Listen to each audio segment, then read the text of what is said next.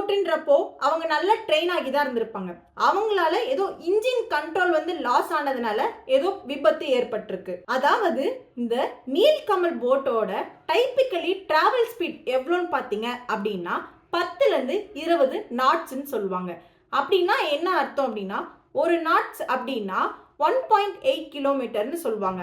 அப்போ 10லேருந்து 20 நாட்ஸ் அப்படின்னா 18லேருந்து 37 kilometre per hour travel பண்ணும். அதுவே ஸ்பீட் போட்டோட யூஸ்வல் ஆப்ரேட்ஸ் என்னன்னு பார்த்தீங்க அப்படின்னா 30லேருந்து 50 நாட்ஸ்ன்னு சொல்லுவாங்க.